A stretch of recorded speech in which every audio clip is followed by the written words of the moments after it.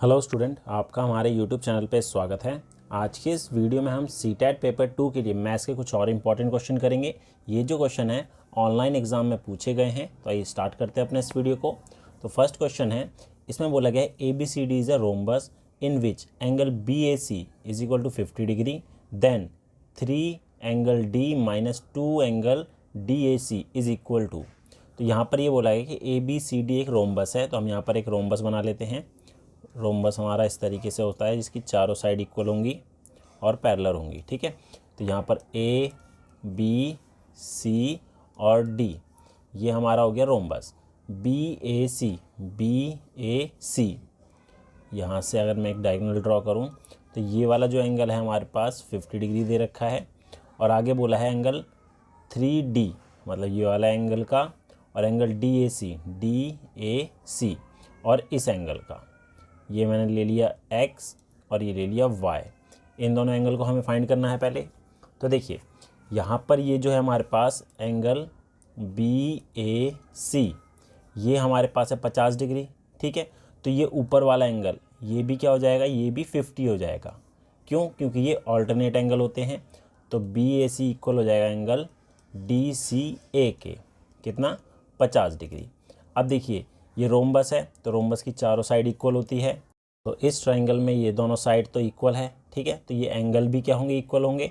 तो एंगल जो है हमारा एंगल DAC इक्वल होगा एंगल DCA के, तो ये भी हमारा 50 डिग्री होगा। तो y की वैल्यू हमारे पास 50 आ गई, ठीक है। ये 50 हो गया। अब देखिए ट्राइंगल जो हमारे पास DAC, यहाँ पर दो एंगल हमें पता है, तीसरा एंगल फाइंड करना है।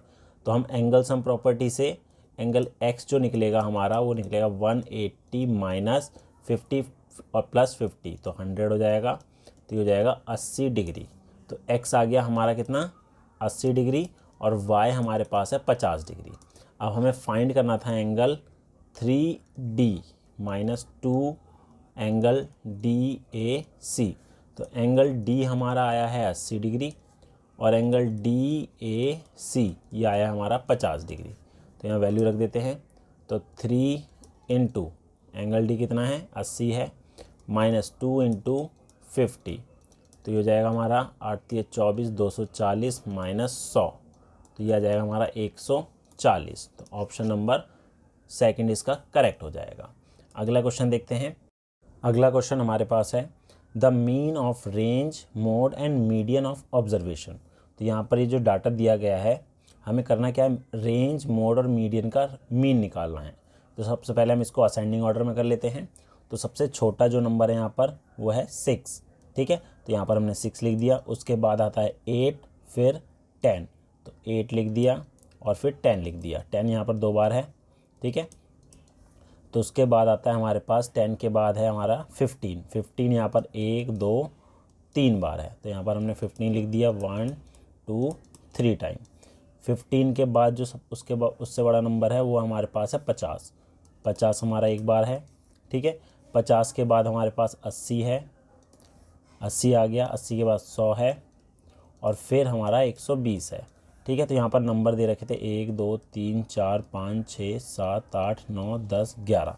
हम यहाँ पर काउंट कर लेते हैं 1 2 3 4 5 6 7 8 9 10 11, ठीक है। अब रेंज क्या होता है, रेंज होता है हमारा सबसे बड़े नंबर में से अगर हम सबसे छोटा नंबर माइनस कर दें तो हमारा वो रेंज आ जाएगा, ठीक है। हाईएस्ट और लोएस्ट का डिफरेंस हमारा रेंज होता है। तो इसको माइनस करेंगे तो हमारे पास आएगा 114, ये हमारा रेंज हो गया। अब मोड क्या होता है, मोड वो नंबर होता है जो सबसे ज़्यादा बार रिपीट हो रहा है। तो यहाँ पर 15 देखिए 3 बार आ रहा है, ठीक है। तो मोड हमारा 15 हो गया। अब मीडियन निकालते हैं। मीडियन होता है वो नंबर जो बीच में है, ठीक है। तो बीच में यहाँ पर अगर हम देखें यहाँ से 5 और यहाँ से 5, तो बीच में हमारा 15 आ रहा है, तो मीडियन भी हमारा 15 आ गया। अब हमें करना क्या है, इन तीनों का 114, 15 और 15, इन तीनों का हमें मीन निकालना है। तो इसके लिए हम तीनों को जोड़ देंगे, 114 प्लस 50 और 15 प्लस 15 अपॉन में 3। तो इसको अगर हम जोड़ेंगे तो 114 और 30 144 हो गया, अपॉन में 3 कैंसिल किया, 3 चौक 12, 3 अट्ठे 24, तो 48 जो है इसका करेक्ट आंसर हो जाएगा। अगला क्वेश्चन हमारे पास है, इसमें बोला गया था पेरीमीटर ऑफ अ ट्रेपेजियम। ठीक है। एक समलंब जो है उसका परिमाप जो दे रखा है वो 90 सेंटीमीटर है। Length of each of its non parallel side AD and BC is 17 centimetre. ठीक है, जो असमांतर भुजा है, जो पैरेलल साइड नहीं है, उनकी जो लेंथ दे रखी है वो 17 सेंटीमीटर दे रखी है दोनों की। ठीक है। If area of the trapezium is 420 centimetre square then the difference between the parallel side of the trapezium is. तो सबसे पहले यहाँ पर ट्रेपेजियम बना लेते हैं। तो ट्रेपेजियम हमारा इस तरीके से दिखता है। ठीक है, तो यहाँ पर हो गया ये A, B, C और ये D। ठीक है, अब यहाँ बोला इसका जो पेरीमीटर है, मतलब चारों साइड का जो सम है वो 90 सेंटीमीटर दे रखा है, और नॉन पैरेलल साइड जो है मतलब AD और BC ये दे रखा है 17 तो ये भी 17 हो गया, तो ये भी हमारा 17 हो जाएगा। ठीक है, तो यहाँ पर जो है AB और DC ये पैरेलल साइड है, इसको मैंने स्मॉल a ले लिया, और ये हमारा स्मॉल b हो गया, और इस पैरेलल साइड के बीच का जो डिफरेंस है, डिस्टेंस है, वो हमने h से ले लिया। ठीक है, तो यहाँ पर जो हमारे पास है पेरीमीटर दे रखा है, तो पेरीमीटर होता है चारों साइड का सम। ठीक है, मतलब AB plus BC plus CD plus DA ये 90 है। हमें दो साइड DA और BC ये 17 दे रखी है, तो AB प्लस CD ये 17 34 हो जाएंगी बराबर 90। तो इन दोनों का सम AB और CD का सम जो आएगा 90 माइनस 34 करेंगे तो ये कितना हो जाएगा हमारा, 10 में से 4 गए 6 और 8 में से 3 गए 5, तो 53 हो गया। AB हमारा स्मॉल a हो गया और ये हमारा स्मॉल b हो गया। ठीक है, तो दोनों पैरेलल साइड का सम हमारे पास 56 है। तो देखिए इसका जो एरिया का फॉर्मूला होता है वो होता है 1/2 इंटू जो भी पैरेलल साइड है उनका सम, मतलब a plus b into h, दोनों पैरेलल साइड के बीच का जो डिस्टेंस होगा। तो एरिया 420 दे रखा है बराबर 1/2, और a प्लस बी अभी हमने निकाला है 56 है इंटू h, तो 2 से कैंसिल करेंगे तो आएगा 28। तो h की वैल्यू हो जाएगी 420/28। इसको कैंसिल कर लेते हैं, इसको 4 से करेंगे, 7 से करा 7 चौक 28, 7 छक 42 0, और इसको करेंगे तो हमारा 15। तो जो h है हमारा पैरेलल साइड के बीच का जो डिस्टेंस आएगा वो आएगा हमारा 15 सेंटीमीटर। अगला है, हमें यहाँ पर बोला गया 7x माइनस 1 इक्वल टू 48 है, तो हमें 3x³ प्लस 3x की वैल्यू बतानी है क्या होगी। तो इसको पहले सॉल्व कर लेते हैं। 7x minus 1 is equal to 48, तो 7x इज इक्वल टू आ गया 48 plus 1, 7x is equal to 49, तो x की वैल्यू होगी 49/7, कैंसिल करके 7, तो x तो हमारे पास 7 आ गया। ठीक है, अब हमें यहाँ पर वैल्यू पुट करनी है, तो 2x³ प्लस 3x की वैल्यू निकालनी है। तो 2 इंटू 7 का क्यूब प्लस 3 इंटू 7। ठीक है, तो 2 इंटू 7 का क्यूब निकालेंगे, 7 7 ज़ा 49 होता है, उसको 7 से करा 7 9 63, 7 9 63 हो गया, 6 गया, 7 चौक 28 और 34, 3 4 3 और ये 21। इसको गुना करेंगे तो हमारा आएगा 686 आ गया प्लस 21, और दोनों को ऐड करेंगे 707, तो 707 जो है इसका करेक्ट आंसर हो जाएगा। अगला क्वेश्चन है हमारे पास, the sum of supplement and complement of an angle x is 240 degree then the value of 3x minus 20 degree. यदि किसी कोण के x के संपूरक और पूरक कोणों का योग जो है 240 डिग्री है, तो 3x माइनस 20 डिग्री की वैल्यू बतानी है क्या होगी। ठीक है, तो कोई एंगल x है, ठीक है, तो इसका जो सप्लीमेंट्री एंगल होगा, सप्लीमेंट एंगल, देखिए सप्लीमेंट एंगल का जो सम है वो 180 होता है। एक अगर x है तो दूसरा होगा 180 माइनस x हो जाएगा, और जो कॉम्प्लीमेंट एंगल होगा, कॉम्प्लीमेंट एंगल का सम जो है, दो एंगल का सम 90 होता है। एक अगर हमारे पास x है तो दूसरा हो जाएगा 90 माइनस x।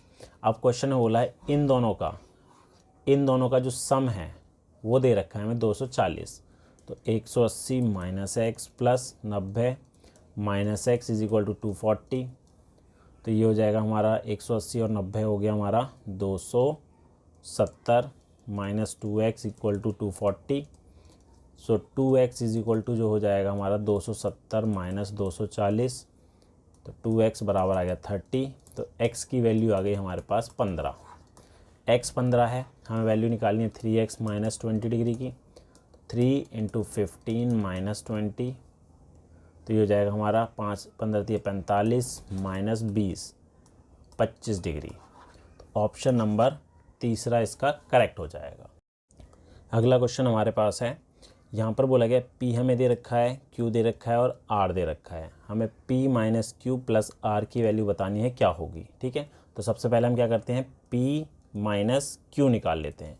तो P हमें दे रखा है 3x² माइनस 6x माइनस 4 और माइनस करना है Q, तो माइनस करना है Q दे रखा है हमें 3 प्लस x माइनस 2x²।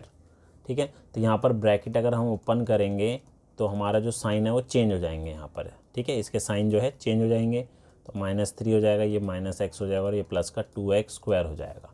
अब x² की टर्म एक ये है और एक ये है, तो ये हमारा 5x² हो गया। x की टर्म एक माइनस 6x है और ये माइनस का x है, तो माइनस का 7x हो गया और ये हमारा माइनस का 7 हो जाएगा। ठीक है, तो P माइनस क्यू की वैल्यू हमारे पास ही आ गई। अब इसमें हमें प्लस करना है R। ठीक है, तो P माइनस क्यू में हमें प्लस करना है R को, तो 5x² माइनस 7x माइनस 7, इसमें हम प्लस कर देंगे R जो हमारा है minus 4x plus x² plus 9। ठीक है, तो यहाँ पर जो हमारे पास x² की टर्म एक ये रही, तो ये 6x² हो गया माइनस 7x और माइनस 4x, माइनस का 11x माइनस 7 और प्लस का 9, तो प्लस का 2 हो जाएगा। तो ऑप्शन नंबर जो हमारा है 4th इसका करेक्ट हो जाएगा। अगला क्वेश्चन हमारे पास है, इसमें हमें डिवाइड करना है। ठीक है, और बताना है कि उसका रेसिप्रोकल क्या होगा। ठीक है, तो सबसे पहले इसको डिवाइड कर लेते हैं। तो ये मिक्स फ्रैक्शन में दे रखा है 2 होल 1/3 डिवाइड करना है 3/5 से। तो इसको करेंगे, 3 को 2 से करा 6 और एक 7/3 हो गया डिवाइडेड बाय 3/5। अब डिवाइड कैसे करते हैं, पहला फ्रैक्शन सेम रहेगा, ये मल्टीप्लाई और ये उल्टा हो जाएगा रेसिप्रोकल, 5 ऊपर 3 नीचे, तो ये हो जाएगा हमारा 35/9। ये हो गया। अब हमें इसका रेसिप्रोकल बताना है। ठीक है, रेसिप्रोकल बताना है किसका, 35/9 का। तो ये उल्टा कर देंगे हम, 9 ऊपर और 35 नीचे, तो इसका आंसर हो गया हमारा ऑप्शन नंबर 4। अगला है क्वेश्चन हमारे पास, इसका हमें फैक्टराइजेशन बताना है क्या होगा। ठीक है, तो देखिए यहाँ पर है 49 minus x² minus x² plus 2xy। अब यहाँ पर 49 है, माइनस अगर मैं कॉमन ले लूँ, ये हो जाएगा x² plus y² minus 2xy हो गया। ठीक है, अब यहाँ पर एक आइडेंटिटी अप्लाई कर सकते हैं x माइनस वाई का होल स्क्वायर की। ठीक है, इस पूरे की जगह हम ये लिख सकते हैं, तो हमारे पास आ गया 49 की जगह हम 7 का square minus x minus y का होल स्क्वायर। ठीक है, तो यहाँ पर भी एक आइडेंटिटी लग जाएगी, वो है x² minus a² minus b² वाली, जो है a प्लस b और a माइनस b। तो यहाँ पर एक बार इन दोनों को प्लस कर देंगे, तो आएगा हमारे पास 7 प्लस x माइनस वाई, और एक बार माइनस करेंगे तो 7 माइनस x माइनस वाई, तो इसका तो ये तो सेम ही रहेगा। और यहाँ पर 7 माइनस एक्स प्लस वाई, ये हो जाएगा। तो जो हमारा ऑप्शन है वो हमारा है ऑप्शन नंबर 4th। ठीक है, ऑप्शन नंबर 4th हमारा इसका करेक्ट हो जाएगा। अगला क्वेश्चन हमारे पास है, निम्नलिखित में से सबसे बड़ी और सबसे छोटी भिन्न क्रमश है। हमें बताना है कि जो सबसे बड़ा फ्रैक्शन है जो हमें दिया गया है इनमें से, और सबसे छोटा फ्रैक्शन कौन सा होगा। ठीक है, तो देखिए यहाँ पर फ्रैक्शन दे रखा है, पहला 3/4, फिर 6/7, 1/2, 2/3, 4/5, 5/6। ठीक है, अब देखिए सब में एक चीज़ कॉमन है, सबके नंबर का जो भी न्यूमिनेटर है और डिनोमिनेटर है, ऊपर वाला नंबर और नीचे वाला नंबर, दोनों का डिफरेंस देखिए कितना आ रहा है। यहाँ पर 4 और 3 का डिफरेंस 1 आ रहा है, ऐसे ही 7 और 6 का भी 1 है, 2 और 1 का भी 1 है, 3 और 2 का भी 1 है, 5 और 4 का भी 1 है, 6 और 5 का भी 1 है, ठीक है। और ऊपर वाले नंबर सारे छोटे हैं नीचे वाले नंबर के कंपैरिजन में। तो देखिए इस केस में क्या होता है, जो सबसे छोटा होगा, स्मॉलेस्ट फ्रैक्शन जो होगा वो होगा जो सबसे छोटे नंबर का डिफरेंस है, जैसे 1/2। तो स्मॉलेस्ट नंबर जो होगा वो होगा सबसे छोटे वाले नंबर का डिफरेंस, जैसे 1 और 2, ठीक है। तो ये हमारा स्मॉलेस्ट हो गया 1/2। और लार्जेस्ट फ्रैक्शन जो होगा वो होगा सबसे बड़े नंबर का डिफरेंस, मतलब कि 6 और 7, ठीक है। पूछा क्या है, लार्जेस्ट और स्मॉलेस्ट। तो सबसे बड़ा जो है हमारा 6/7 है और सबसे छोटा 1/2 है, तो ऑप्शन नंबर पहला। अगला क्वेश्चन देखते हैं। अगला है, हमें इसकी वैल्यू बतानी है क्या होगी, ठीक है। तो यहाँ पर सबसे पहले हम एक चीज़ देख लेते हैं कि अगर हमारे पास कोई भी फ्रैक्शन है a/b में और उसकी पावर नेगेटिव में दे रखी है, -n है, तो अगर हमें पावर प्लस करनी है तो नीचे वाले जो फ्रैक्शन है वो उल्टा हो जाएंगे, b ऊपर आ जाएगा और a नीचे पावर प्लस में हो जाएगी, ठीक है। तो यही हम यहाँ पर अप्लाई करेंगे। तो देखिए यहाँ पर है 1/3, तो अगर इसकी पावर को प्लस करें 3/1 पावर हो जाएगी +2, और ये 4/1 पावर हो जाएगी +1, और ये होल पावर अभी हम -2 ही रहने देते हैं। तो अंदर हमारे पास है 3 का स्क्वायर 9, 4 की पावर 1 4, और यहाँ -2। तो ये तो हो जाएगा हमारा कितना 5 की पावर हो गया -2 हो गया, ठीक है। अब अगर मैं यहाँ पर इसकी पावर माइनस को प्लस में करूँ तो ये 1/5 की पावर 2 हो जाएगा, ठीक है। तो ये हो जाएगा 1/25। तो ऑप्शन नंबर दूसरा इसका करेक्ट हो जाएगा।